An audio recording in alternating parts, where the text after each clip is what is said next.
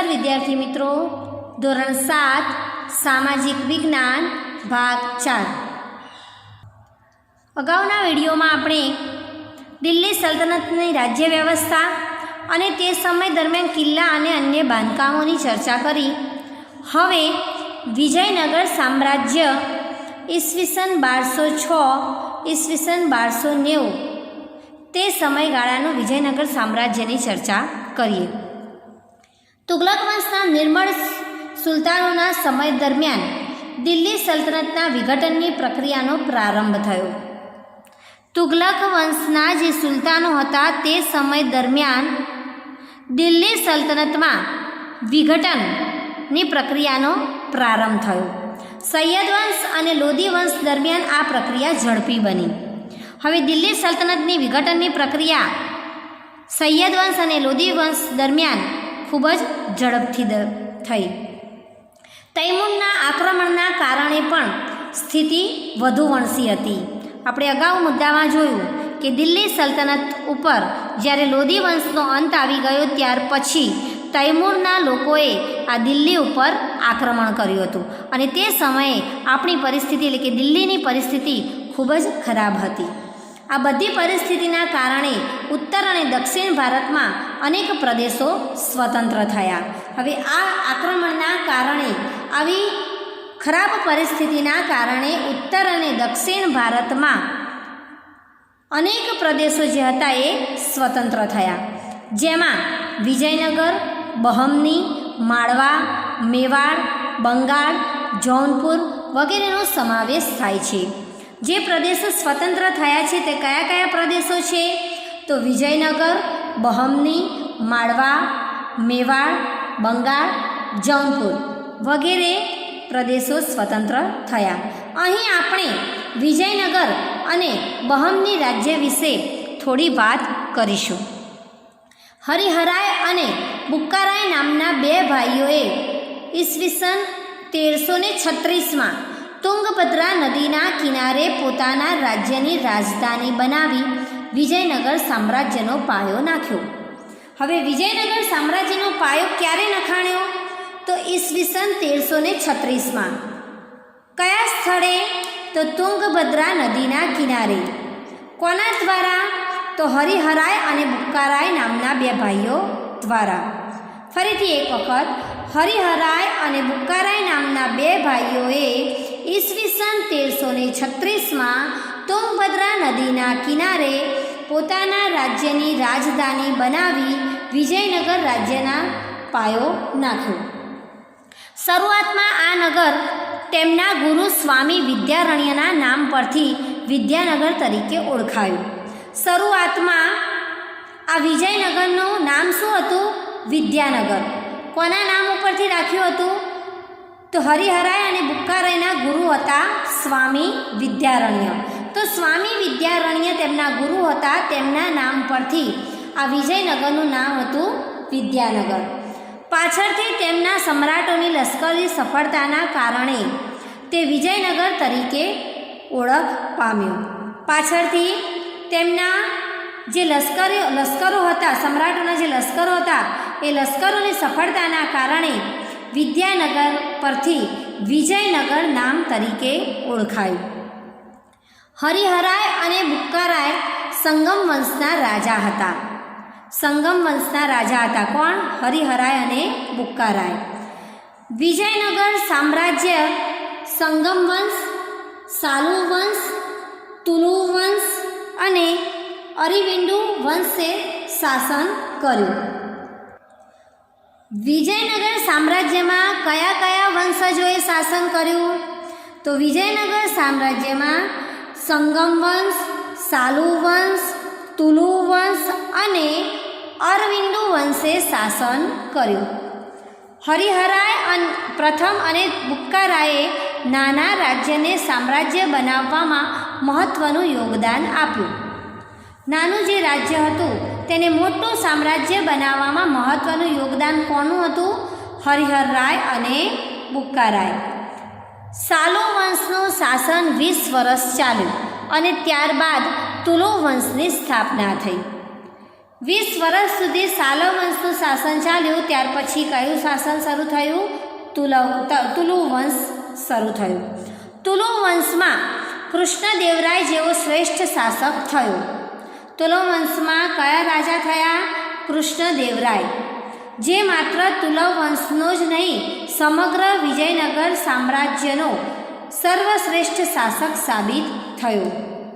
હવે આ કૃષ્ણદેવરાય એવો શ્રેષ્ઠ રાજા હતો જે માત્ર તુલુ વંશનો જ નહીં પરંતુ આખા વિજયનગર સામ્રાજ્યનો શ્રેષ્ઠ રાજા તરીકે સાબિત થયો.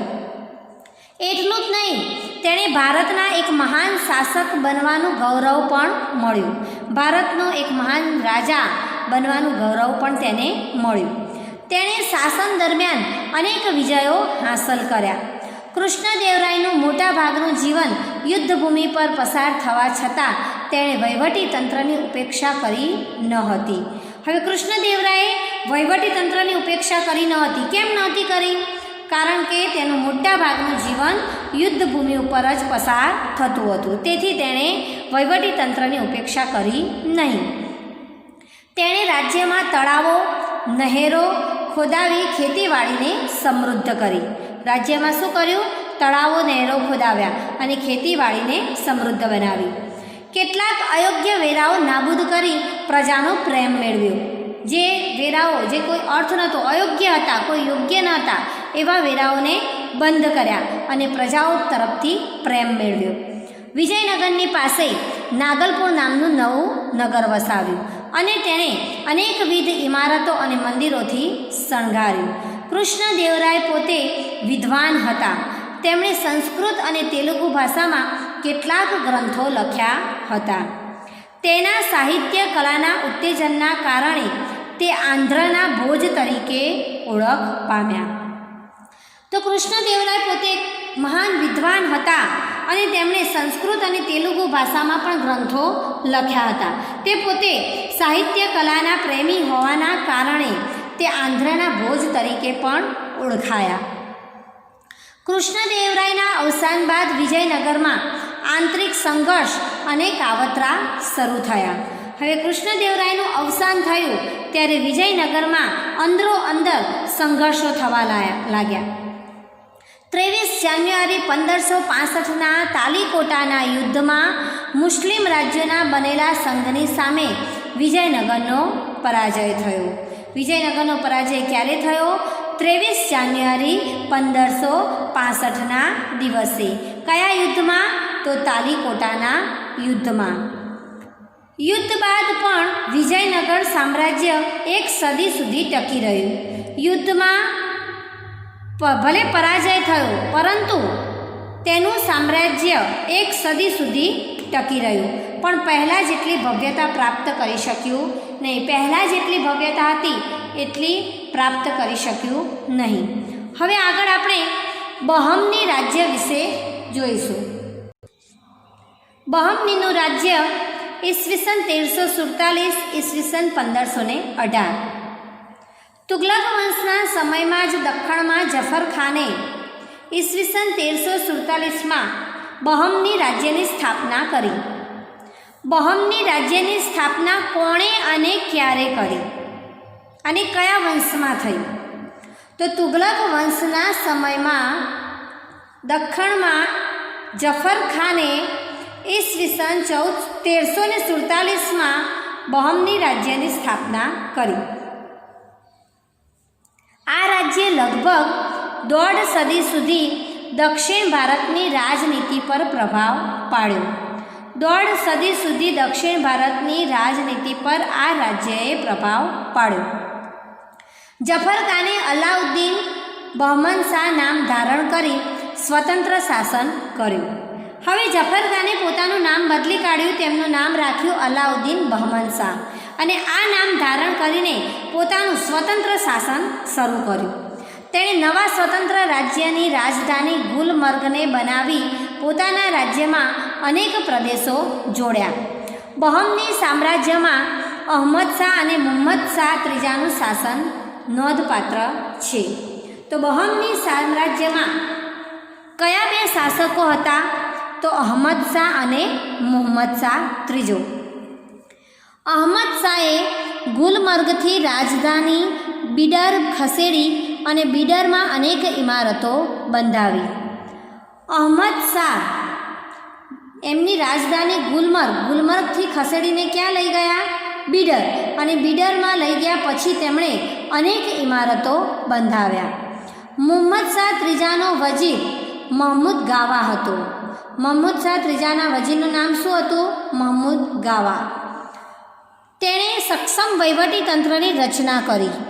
તેણે સારી રીતે વહીવટ સંભાળ્યો અને એક વહીવટી તંત્રની રચના પણ કરી. મુહમ્મદ શાહ ત્રીજાના સમયમાં બહમની સત્તા મજબૂત બની હતી, પરંતુ ત્યારબાદ મહમૂદ શાહ બહમની બીજાના સમયમાં રાજ્યની તમામ સત્તા તેના વજીર કાસિમ બરીદના હાથમાં આવી ગઈ. હવે શું થયું કે મહમૂદ શાહ જ્યારે મહમૂદ ત્રીજાના સમયમાં સત્તા મજબૂત બની, પરંતુ બન્યું શું કે મહમૂદ શાહ બહમની બીજા એના સમયમાં રાજ્યની બધી જ સત્તા તેના વજીર કાસિમ બરીદના હાથમાં જતી રહી અને તેના સમયમાં જ બહમની સામ્રાજ્યનો અંત આવી ગયો. અને આટલે બહમની સામ્રાજ્યનો અંત આવી ગયો. સમગ્ર સામ્રાજ્ય બીજાપુર, અહમદનગર, ગોલકોંડા, બીડર અને બરાડ જેવા 5 સ્વતંત્ર રાજ્યોમાં વિભક્ત થઈ ગયું. હવે આખું જે રાજ્ય હતું એ 5 રાજ્યોમાં અલગ પડી ગયું, જેવા કે બીજાપુર, અહમદનગર, ગોલકોંડા ને બીડર અને બરાડ જેવા આવા 5 રાજ્યોમાં આખું સામ્રાજ્ય વિભક્ત થઈ ગયું, જુદું પડી ગયું. અને છેલ્લે દિલ્હી સલ્તનત શાસનનો અંત. દિલ્હી સલ્તનત શાસનની સ્થાપના ઈસવીસન 1206માં કુતુબુદ્દીન ઐબક દ્વારા થઈ અને 320 વર્ષ પછી ઈસવીસન 1526માં ઇબ્રાહિમ લોદીના શાસનના અંત સાથે તેનો અસ્ત થઈ ગયો. દિલ્હી શાસનનો અંત, પહેલાં એની સ્થાપના કોના દ્વારા થઈ અને અંત કોના દ્વારા થઈ એ અહીં આપણને નામ આપ્યા છે. ઈસવીસન 1206માં કુતુબુદ્દીન ઐબક દ્વારા તેની સ્થાપના થઈ હતી અને 320 વર્ષ પછી ઈસવીસન 1526માં ઇબ્રાહિમ લોદીના શાસનમાં દિલ્હી સલ્તનતનો અંત આવી ગયો. આ લગભગ 325 વર્ષ દરમિયાન યોગ્ય, શક્તિશાળી અને કેટલીક વાર નિર્બળ સુલતાનો પણ ગાદીએ આવ્યા. દિલ્હીના આ મુસ્લિમ મહારાજ્યે અનેક તડકી છાંયડી જોઈ અને ઉદય તેનો અસ્ત એ ન્યાય તેનું પતન થયું. એટલે કે જેનો ઉદય થયો છે તેનો અસ્ત થવાનો છે, એવી રીતે આ દિલ્હી સલ્તનતનો અંત આવી ગયો અને લગભગ 325 વર્ષ સુધી આ દિલ્હી સલ્તનતનું શાસન ચાલ્યું. અહીં આપણું પ્રકરણ પૂર્ણ થાય છે. અસ્તુ.